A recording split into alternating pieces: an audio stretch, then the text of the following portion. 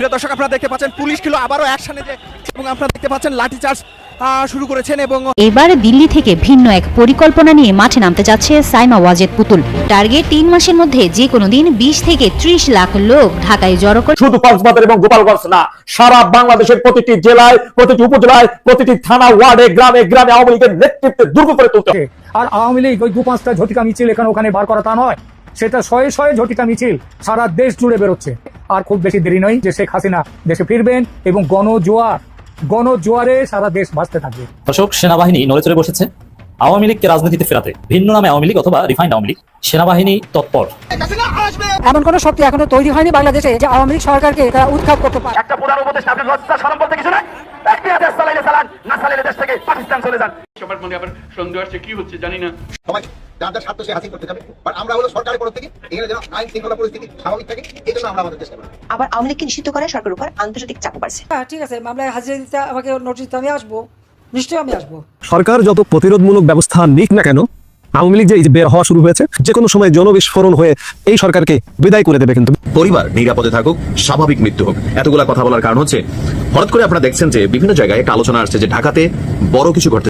আসসালামু আলাইকুম প্রিয় দর্শক, আবারও কি দেশে আসবে শেখ হাসিনা এবং কি হতে চলেছে বাংলাদেশের রাজনৈতিক প্রেক্ষাপটকে কেন্দ্র করে আজকের এই ভিডিওটি দেখলেই সব কিছুই বুঝতে পারবেন ইনশাআল্লাহ। দর্শক শ্রোতা, যারা এমন নিত্য নতুন আপডেট খবর দেখতে পছন্দ করেন তারা অবশ্যই চ্যানেলকে সাবস্ক্রাইব করে আমাদের সাথে থাকবেন। দর্শক, তাই আর বেশি কথা না বাড়িয়ে চলুন বিস্তারিত ভিডিও দেখে আসি। প্রিয় দর্শক, আপনারা দেখতে পাচ্ছেন পুলিশ ছিল আবারও অ্যাকশনে যে, এবং আপনারা দেখতে পাচ্ছেন লাঠিচার্জ শুরু করেছেন। এবং এখন একেবারে নড়ে চড়ে বসেছে পশ্চিম। তারা ডক্টর ইউনূস সরকারকে আর রাখতে চান না। ডক্টর ইউনূসের নেতৃত্বাধীন অন্তর্বর্তীকালীন সরকারের মেয়াদ ফুরিয়ে আসছেন। পশ্চিম বলছে চলে যান, অন্যদিকে আওয়ামী লীগ দলে বলে কি করে বেরিয়ে আসছে। এর থেকে একটা জিনিস প্রমাণ হচ্ছে যে এই সরকার ভয় পেয়ে গেছে। আর আওয়ামী লীগ ওই 2-5টা ঝটিকা মিছিল এখানে ওখানে বার করা তা নয়, সেটা শয়ে শয়ে ঝটিকা মিছিল সারা দেশ জুড়ে বেরোচ্ছে।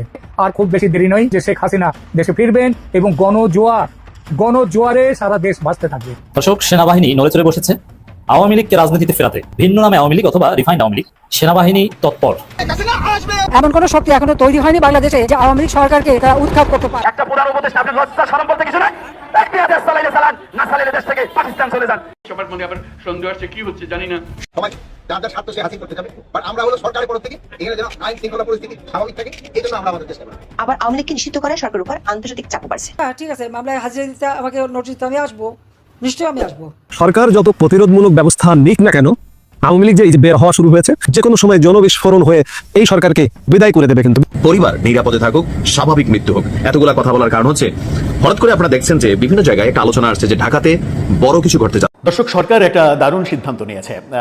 সরকারের অনেক ভুলভালের মধ্যে, অনেক ব্যর্থতার মধ্যে এই সিদ্ধান্তটাকে ভালো হিসেবে গ্রহণ করা যেতে পারে যদি ভালোভাবে এটা ফাংশন করে। বাংলাদেশে অনেক কিছুই তো হয়, শেষ পর্যন্ত সেটা ভালোভাবে ফাংশন করে না বলেই বিতর্কিত হয়ে যায়, বিতর্কের জন্ম দেয়, সেখানে নানা রকমের স্বার্থ খোঁজার চেষ্টা করা হয়। এবার সরকার যে সিদ্ধান্তটা নিল, জুলাই আন্দোলনকে কেন্দ্র করে যত মামলা হয়েছে, বিশেষ করে হত্যা মামলা হয়েছে, সেই হত্যা মামলাকে কেন্দ্র করে সরকার একটা কমিটি গঠন করেছে। সরকার কমিটি গঠন করেছে একটা ভালো উদ্দেশ্যে, যেন মামলাগুলোর একটা সমন্বয় করা যায়, মামলাগুলো ব্যাপারে কেন্দ্র থেকে পরিচালনা করার একটা ব্যাপার থাকে। কিন্তু মামলাগুলো নিয়ে মূল যে আলোচনা এবং সমালোচনাটা রয়েছে সেগুলো সমাধান হবে কিনা সেটা একটা বড় প্রশ্ন। কি বলছে সরকার, কেন এই কমিটি গঠন করা হলো, একটু বুঝে ওঠার চেষ্টা করবো এই ভিডিওতে। থাকবেন পলিটিক্স টিভির নিয়মিত আয়োজনে।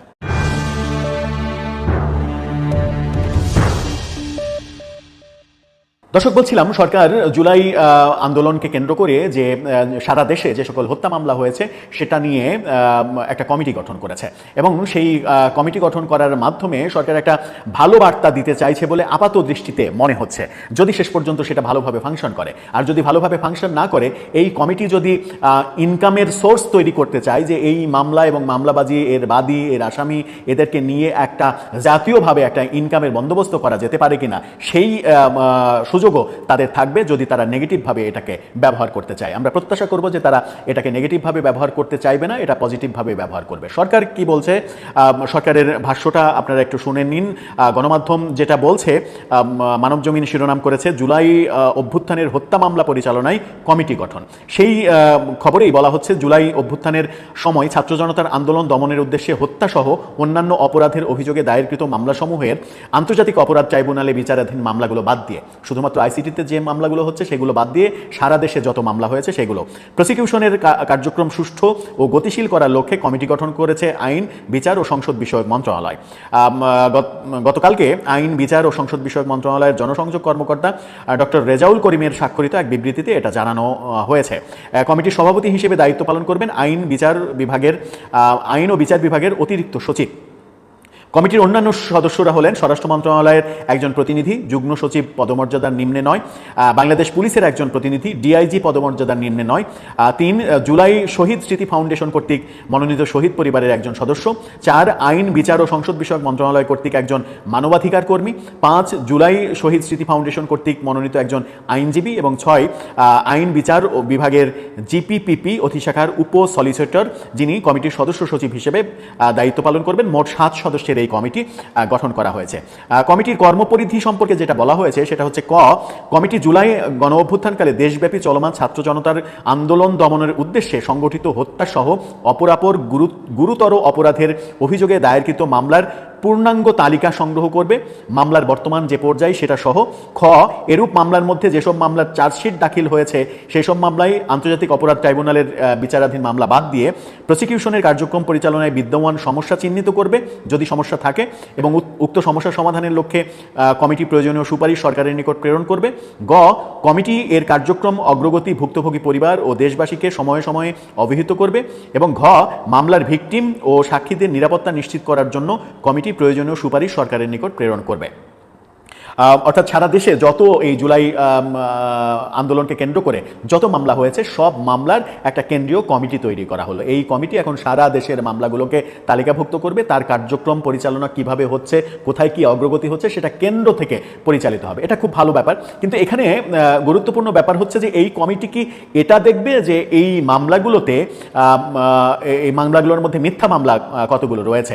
কারণ এর মাঝেই আমরা দেখেছি যে অনেকে নিহত হয়েছেন বলে মামলা করা হয়েছে, পরবর্তীতে তাকে জীবিত দেখা গেছে। এমন মামলাও যেমন রয়েছে তেমনি গণহারে মামলার আসামি করার ব্যাপারও রয়েছে, যে এই মামলার সঙ্গে দূরতম কোনো সম্পর্ক নেই এমন লোকজনকেও এই মামলায় আসামি করা হয়েছে। হয়তো ঢাকায় একটা ঘটনা ঘটেছে, সেই ঢাকার ঘটনার জন্য লক্ষ্মীপুরের সুনামগঞ্জের একজনকে আসামি করা হয়েছে বিভিন্ন কারণে।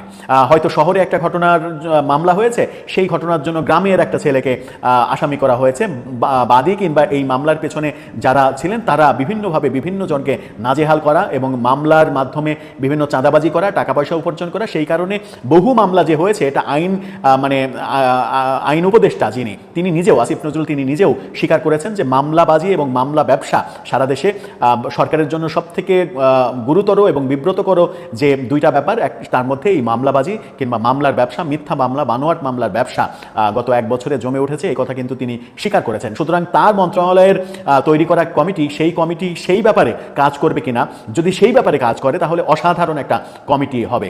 প্রকৃত অপরাধী যারা তাদেরকে বাদ দিয়ে আর কারো নাম যেন এই মামলাতে না থাকে, নিরীহ সে কোনো রাজনৈতিক দলের সঙ্গে সম্পৃক্ত হলেও তার যদি এটার সঙ্গে কোনো এই মামলার ঘটনার সঙ্গে যদি সম্পৃক্ততা না থাকে, তাকে যদি শুধু হয়রানির জন্য, তাকে শায়েস্তা করার জন্য মামলা দেয়া হয়ে থাকে, সেই নামগুলো বাদ দেওয়ার ব্যবস্থা এই কমিটি করবে কিনা সেটা নাম্বার 1 প্রশ্ন হবে।